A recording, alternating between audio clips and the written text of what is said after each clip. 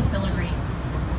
Around the turn of the century to the mid-20s, we really did not have a lot of American-based architecture books. We were forced to look towards Europe for inspiration. The building is done in a Spanish cathedral style, like you would find in Seville, Spain. In fact, the clock tower is based off the La Gioia. First portion of Wrigley with the clock at the top from 1921, the addition from 1924. During that 3-year span, this was the tallest building in Chicago. The exterior covered in white glazed terracotta, a very sensitive material. This building has to be hand washed every 2 years.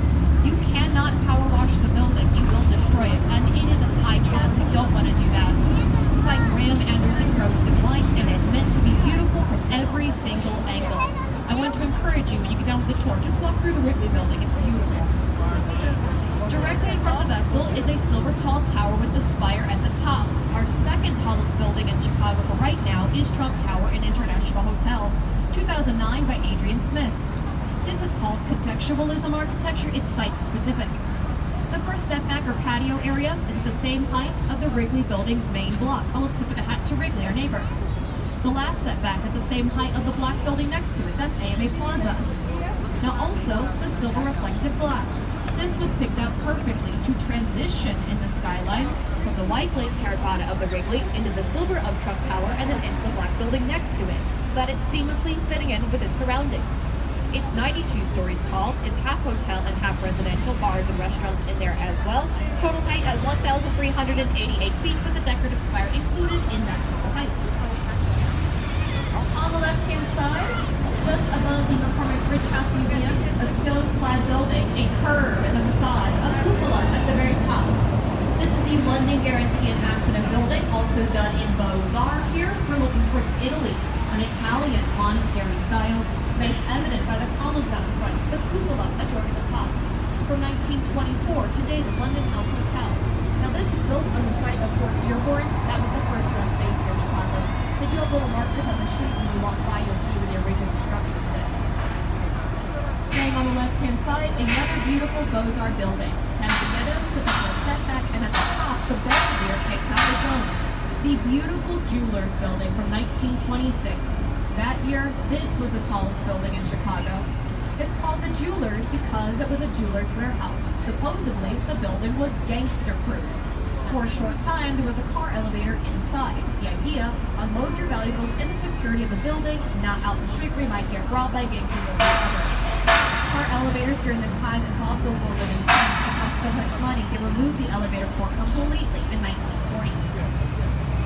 On the right-hand side, plain white building, once again, AMA Plaza. This is by Ludwig Mies van der Rohe, the father of modern skyscrapers. We are going to hear his name a lot, because this design is so significant in architecture. It's called Black Box Modernism. Now this style was born out of a 20-year gap in U.S. history in which nothing was being built. We'd gone through the Great Depression and World War II. A very frugal generation. Here's a frugal skyscraper. Literally just steel holding up a building, glass holding it in, and that's it. Mies van der Rohe is the one who coined the term. Less is more, or that form follows function. When you say those things, you're quoting him. Next to him on the right are these two very cool curvilinear towers. And these two towers are by Bertrand Goldberg, a student of Mies van der Rohe. So we have side by side, student and teacher. Their ideas are so radically different, they're almost direct opposites of one another. Now officially, these two towers are known as Marina City. We have an east tower and a west tower. But in Chicago, we like to give things cute little nicknames. So we lovingly refer to these as the corn cob towers, right? Because they look like giant ears of corn. The inspiration, however, was flower petals, not corn kernels. From 1964, it's a city within a city. Inside, all of your modern conveniences. At the top, your residential spaces. Below that, your parking. Below that, shops and restaurants. A bowling alley, an ice skating rink, a theater, which is now the House of Blues, a music venue, and below that, your own marina. Anything you could ever need. If this parking garage is making you nervous, don't worry. They have highly trained parking attendants to park your vehicle for you to make sure you don't make mistakes.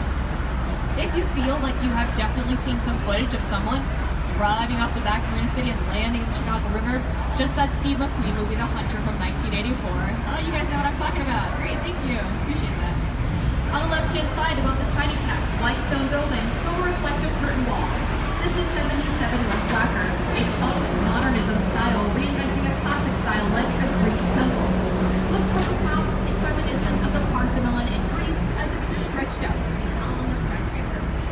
The silver reflective curtain wall gives the building the illusion you can see right through it. I love seeing little wispy clouds reflected in that building. It has such a gorgeous, open, light, and airy feel to it.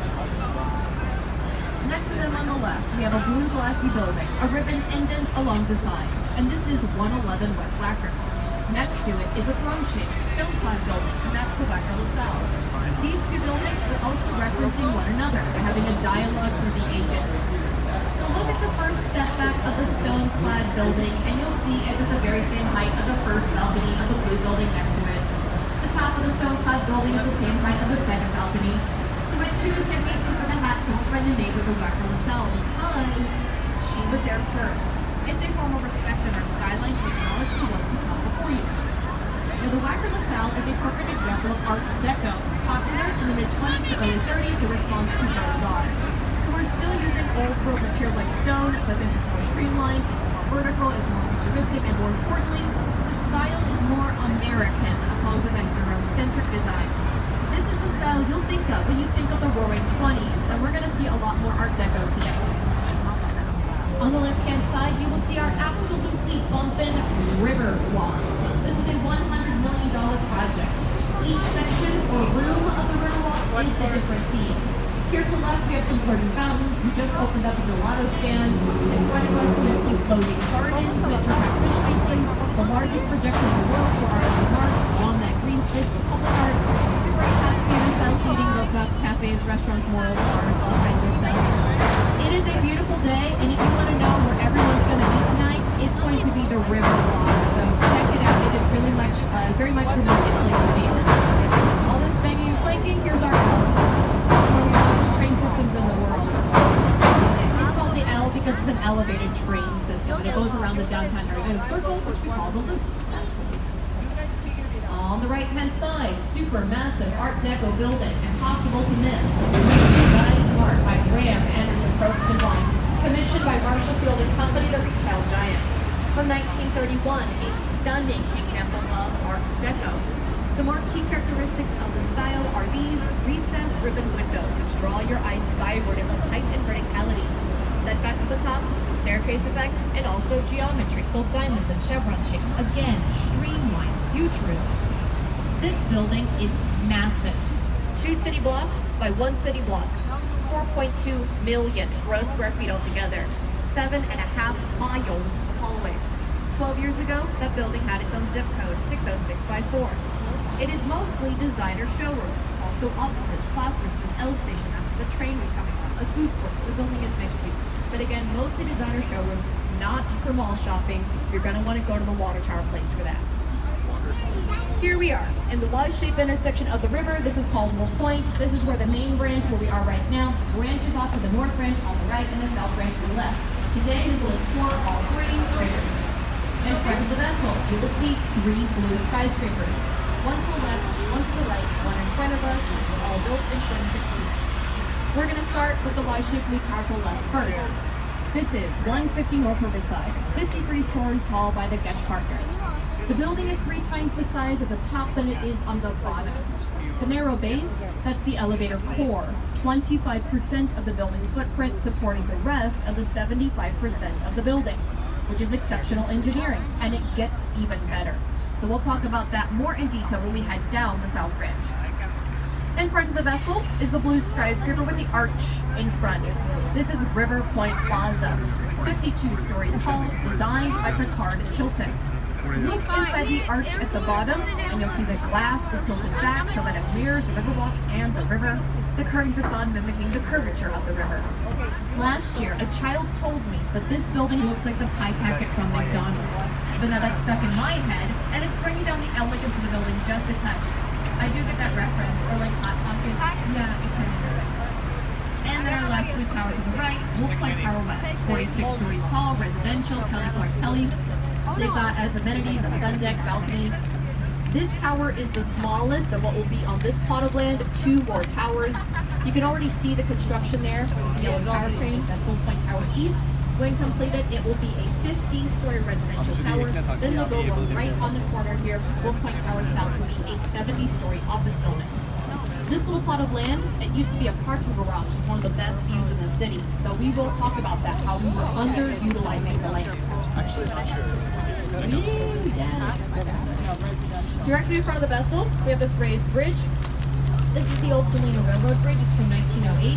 It was used for shipping materials and cargo to the pier back when it was a municipal pier in 1960. There are still train tracks that run underneath all the buildings along the main bridge all the way to the pier.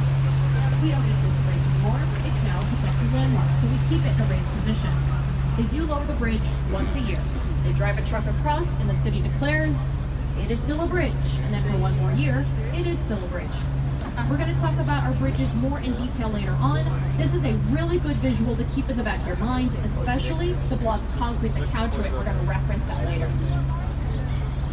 On the left-hand side, triangle-shaped, adorable little river cottages. And these are by Harry Weiss. He served in the Navy, a very accomplished sailor. He loved nautical themes. Lots of his buildings have triangle shapes meant to resemble sails on a boat. We have round windows like portholes on a ship, and of course they too have them on marina. Now, it's kind of a whimsical design to contextualize being next to a river, make a building look like a boat. It's kind of cute. This is only 4 units. They're from 1989. They have never not been occupied until 2 seasons ago. This 3rd unit in that's being renovated went up for sale. It sold in 2 weeks and it went for $2.6 million. On the other side of this Kedzie Street Bridge is a residential area, and we're going to be making a U-turn in front of this property. At this time, I will have to hop off the microphone so I'm not disturbing the people out here. It is a good time for a break anyway. I threw a lot of information at you. Good time to use the washroom or visit Dave at the bar. It's Saturday. It's beautiful out. You are on a boat. If you are not having a good time, perhaps beer, wine, or cocktails can help you out with that. I'm available for any questions or clarifications if you have any. Otherwise, sit back, relax, and enjoy the boat ride. We're going to turn around here, and I'll pick back up in just a moment or two. So if you would like to go explore the boat, please do so.